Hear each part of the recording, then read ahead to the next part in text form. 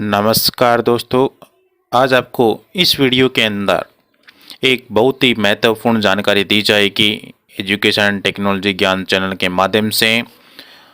Video अच्छा लगे तो चैनल को सब्सक्राइब कर देना और कमेंट करना कि कोई भी समस्या रह गई हो तो आप कमेंट कर सकते हो, कोई डाउट रह गया हो तो आप कमेंट करके पूछ सकते हो। और अच्छा लगे सब कुछ तो आप वीडियो को लाइक कर देना और उसके बाद अपने दोस्तों को, अपने सहपाठियों को, अपने आस पड़ोस को, अपने रिश्तेदारों को इस वीडियो को सेंड कर देना ताकि वो भी लोग 4,000 से 4,500 रुपये का फ़ायदा उठा लें। महिला को 4,500 रुपये मिलेंगे और पुरुष को 4,000 रुपये मिलेंगे। यदि ये आपको लेना है तो उस योजना का नाम है राजस्थान बेरोजगारी भत्ता योजना। 2026 के फॉर्म जो हैं स्टार्ट हो चुके हैं, जिसके लिए कौन सी योग्यता चाहिए और क्या क्या डॉक्यूमेंट चाहिए, पूरी जानकारी इस वीडियो के अंदर दी जाएगी। यदि आप वीडियो स्किप कर दोगे तो हो सकता है आपका फॉर्म रिजेक्ट हो जाए, उसके बाद दोबारा फॉर्म भरना पड़ेगा। और यदि आपका फॉर्म रिजेक्ट होता है तो फिर से आपको ये वीडियो देखना पड़ेगा। इससे अच्छा है कि आप ये वीडियो पहले ही देख लें, स्टेप बाय स्टेप पूरी जानकारी विस्तार से दूंगा। जहाँ तक कोशिश होगी आपके मन के अंदर कोई भी डाउट जो है वो नहीं छोड़ूंगा। और आप ले सकते हो हर महीने 4,500 से 4,000 तक, 4,000 से 4,500 तक। महिला को 4,500, पुरुष को 4,000 रुपये मिलेंगे। ये राजस्थान सरकार द्वारा दिया जाएगा जो लोग बेरोजगार हैं। तो अधिक जानकारी लेने के लिए वीडियो से जुड़े रहें और चैनल को सब्सक्राइब कर दें। ज़्यादा से ज़्यादा जानकारी इस वीडियो के अंदर आपको दी जाएगी। सबसे पहला नियम, आप राजस्थान के मूल निवासी होने चाहिए। यदि आपका निवास स्थान राजस्थान है तो आप इस योजना को अपने लिए पात्र मान सकते हो, आप इस योजना के लिए पात्र हैं। राजस्थान के अलावा अनेक राज्यों के अंदर अपनी अपनी अलग अलग योजनाएं अलग अलग नामों से चला रखी होंगी, जिसकी पूरी जानकारी मेरे को नहीं है। मैं सिर्फ राजस्थान की योजना की चर्चा इस वीडियो के अंदर करूंगा। तो सबसे महत्वपूर्ण, राजस्थान का मूल निवास होना जरूरी है। मूल निवास में कुछ एक शर्तें हैं, जैसे यदि विवाहित महिला है तो उसमें मूल निवास में कोई भी लड़की XYZ है तो उसके आगे उसके पति का नाम आएगा, ठीक है, चाहे भले ही आपका मूल निवास नया बनाया हुआ हो। वैसे कोई अविवाहित महिला है या पुरुष है तो उसमें पिता का नाम रहता ही है, लेकिन उसके लिए भी शर्त है कि वो मूल निवास जो है 10 साल से अधिक पुराना न हो। यदि आप ज़्यादा पुराना लगाओगे तो हो सकता है आपका फॉर्म जो है रोक दिया जाए या आपसे कुछ कारण मांग लिया जाए। तो इसलिए मेरा मानना यही है कि आप लेटेस्ट ई मित्र से मूल निवास बनवा लें। 100-150 रुपये का खर्चा आएगा और उसमें आप कोई डाउट जो है उसमें नहीं रहेगा और आपका फॉर्म जो है वो पहली बार में ही पास हो जाएगा, ठीक है। यहाँ तक क्लियर हो चुके हो आप। आगे चलते हैं।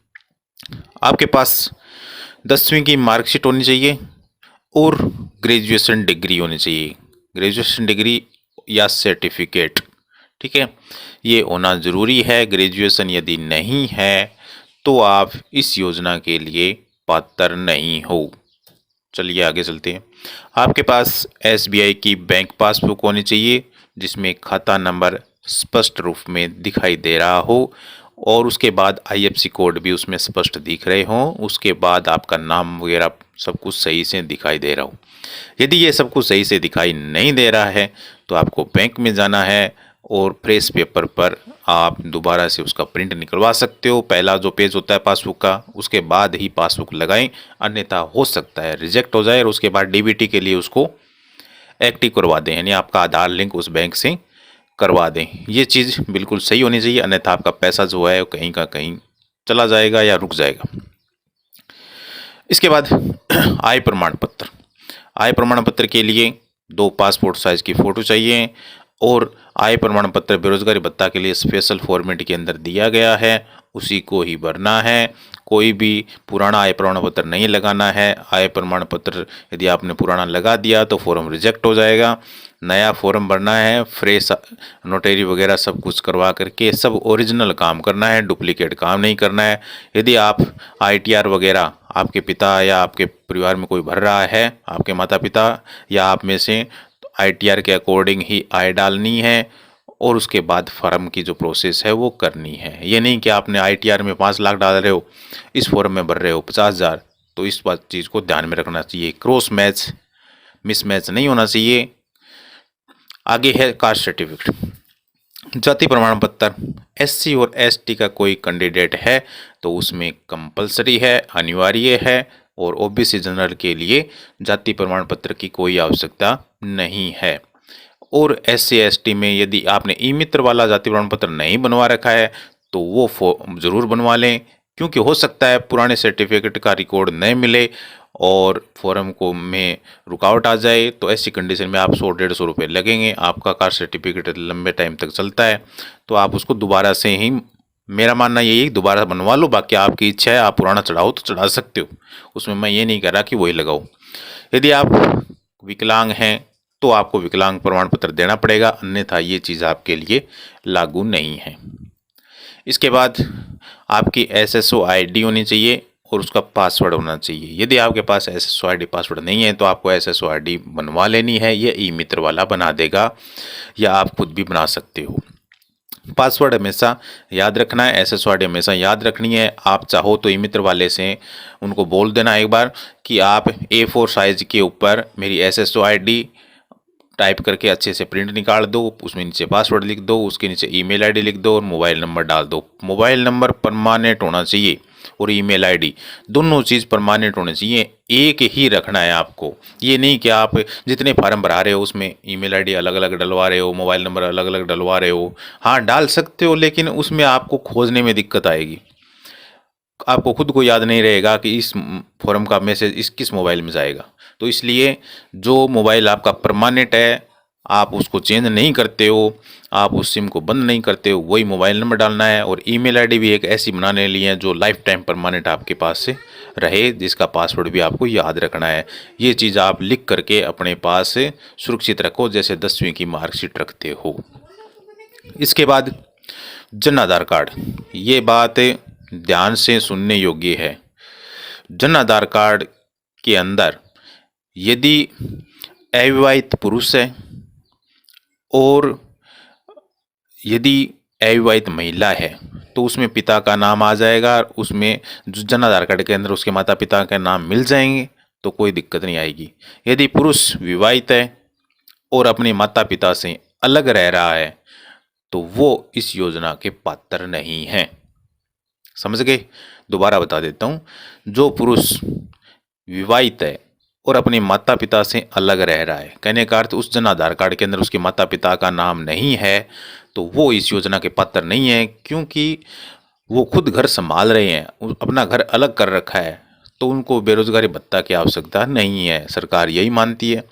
इसी प्रकार से महिला जो है यदि उसके सास ससुर का नाम उस जन आधार कार्ड में है तो ही वो महिला पात्र है, अन्यथा वो पात्र नहीं रहेगी। ये बात इसमें महत्वपूर्ण है। सारे वीडियोस के अंदर आप देखोगे ये चीज़ आपको नहीं मिलेगी। ये चीज़ आप अपडेट करवा लें, अभी से अपडेट करवा लें यदि ऐसा कुछ आपने चेंज कर रखा है तो। और उसी प्रकार से विवाहित महिला के जो मूल निवास है उसमें भी उसके पति का नाम होना चाहिए, न कि पिता का नाम। तो ये चीज़ ध्यान रखनी है। महत्वपूर्ण बात यही है इसके अंदर कि आपका जन आधार कार्ड तभी मान्य होगा बेरोजगारी भत्ता के लिए कि चाहे वो सास ससुर का नाम हो उसके अंदर और माता पिता का नाम यदि है तो वो ही मान्य है। जैसे लड़का कोई विवाहित है तो उसके माता पिता का नाम उसमें होना चाहिए, और यदि महिला विवाहित है तो उसके सास ससुर का उसमें जन आधार कार्ड में नाम जरूरी है, अन्यथा वो योग्य नहीं है। तकनीकी योग्यता आपके पास होनी चाहिए, जैसे RSCIT है, B.Ed है, ITI है, कंप्यूटर एप्लीकेशन आदि में से कोई भी एक हो सकता है, तभी आप इसके योग्य हो। और सभी डॉक्यूमेंट जो हैं वो मूल डॉक्यूमेंट होने चाहिए। ये सारे के सारे स्कैन होंगे और उसके बाद ही वो अपलोड होंगे।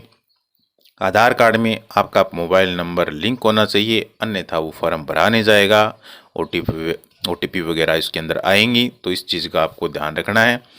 वीडियो में जानकारी दी गई सभी आपको अच्छी लगी तो आप वीडियो को ज़रूर लाइक करें और चैनल को सब्सक्राइब कर दें। कोई भी समस्या रह गई हो तो मुझे कमेंट ज़रूर लिखिए ताकि मैं उस पर भी वीडियो बनाऊं। वीडियो को लाइक ज़रूर करना। थैंक यू, धन्यवाद। आपने वीडियो देखा, पूरी गौर से सुना और अब आप डिसीज़न लीजिए कि आपको क्या करना है क्या नहीं करना है। थैंक यू, धन्यवाद।